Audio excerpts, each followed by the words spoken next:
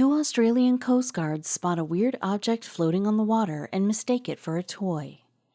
But before we start, please take a moment to give this video a like, subscribe, and hit the bell so you'll never miss these great stories.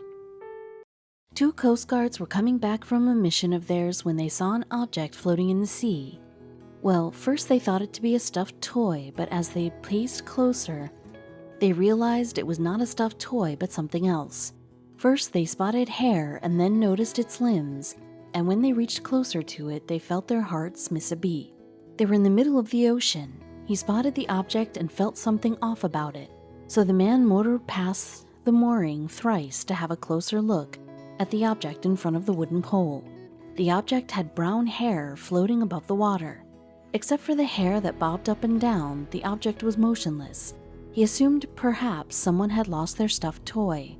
But just a second after, the object began to move. In fact, it began to throw its arms up and down and began to slip off the mooring into the water. His heart drowned when he realized what it was. Gary Sissons and Sean Hannum descended into the ocean quite early than usual in the morning. Both of them were on their duty as members of the Australian Volunteer Coast Guard. They were returning back after towing a stranded boat around Warneet. And now, as their mission was achieved, they were heading back to the shore, i.e. off the Victoria coast. Sean knew what to do exactly. He motored right in the direction of the mooring and halted the engine of the boat in order to move closer to the object. The object was brown in color, and so was getting more and more visible as they sped closer. They realized how big the object was. Gradually, the drenched object too popped up. At that time, Gary thought it to be a bunch of flotsam and algae that must have gotten stuck into the mooring, but that was not what it was.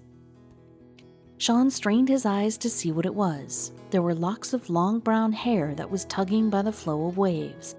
A weird sight was awaiting them. As they got closer, they realized that the object had limbs.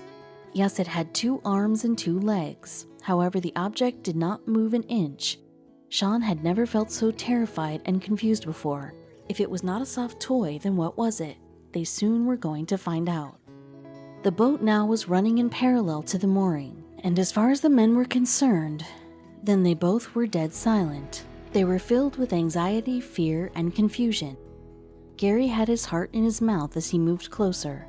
Both of them were praying, "Please let that not be a body." Sean bent down to see what it was. He learned that the object was heavy and owned a wet mass. One more thing, they were limbs for sure. It was then Sean broke the silence. "It's just a stuffed toy." With that, the man dragged a deep sigh of relief, followed by a big laugh from both. Sean had no idea that they were so wrong. He steered the boat and said, "Let's go," in order to switch over to another direction. But as they began to move away from the wooden pole, they kick-started the engine that gave a pull to the thing, and the limb began to move. "Wait," Sean shouted, "stop." Gary turned around and saw Sean's face turned red with fear. The man stopped the engine at an instant. He was shivering from fear. He rushed to Sean and they bent forward to give it another look.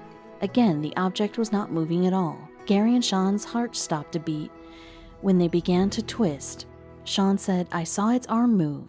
He stretched his finger towards it. "There, see?" The man was absolutely right. Gary further explained, "That's no stuffed toy." Sean saw that closely and wondered what it was.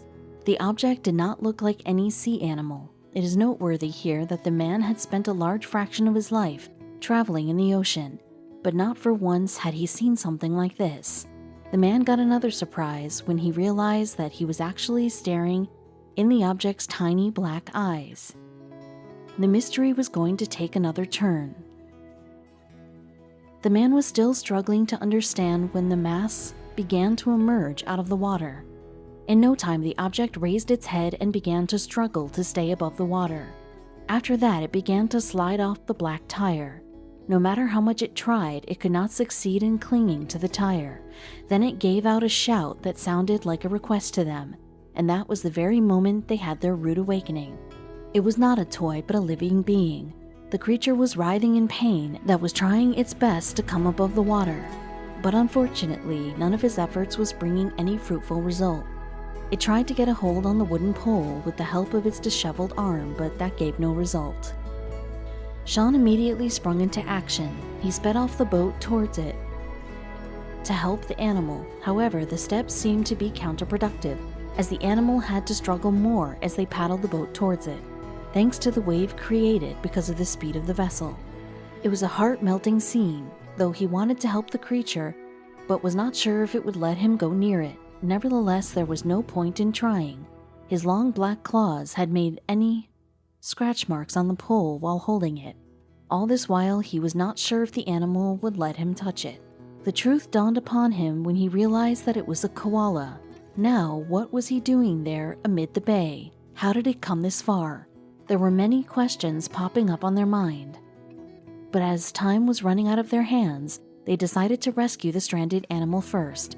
Without thinking twice, he jumped into the cold water. The man made his way to the mooring. He swam up to the koala, but the animal appeared not to be in a good mood to bear his presence. He moved backwards in line with the ropes. The strings were hooked to the tire. Sean understood by then that the koala was going to hamper this rescue mission. Gary on the other side hurled a rescue board toward Sean in the water. Sean immediately took hold of it. With a racing heart, he moved towards the koala, and then something happened that he had not expected. The koala went limping on seeing him coming. It was ready to give itself over to Sean. Sean picked it up and placed it above the board. He saw the creature staring at him with exhausted brown eyes, and then he shut it off after letting out a sigh. That moment, fear coursed through their body. Was the luck on their side or not? Sean made his way back to the boat carrying the tired koala and brought him on board. The koala did not move at all.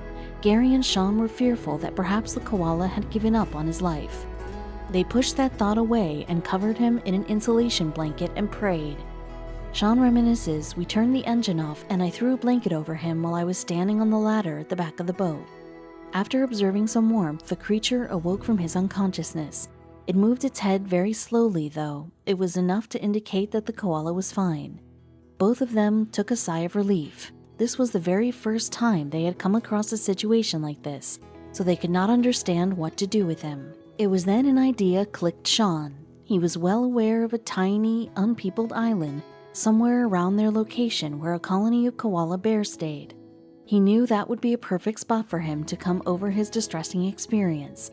The place will offer peace to him. Perhaps the koala had washed toward the mooring from this very island.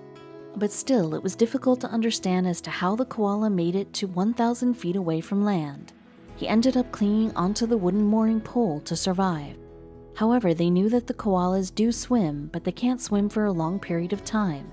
They are not very good at swimming and prefer to avoid it. They avoid water. The men reached Quail Island in about half an hour. Thereafter, they carried the koala in their hand and placed him on the spot nearing some bushes. However, the koala laid still with eyes fixed at some distant object.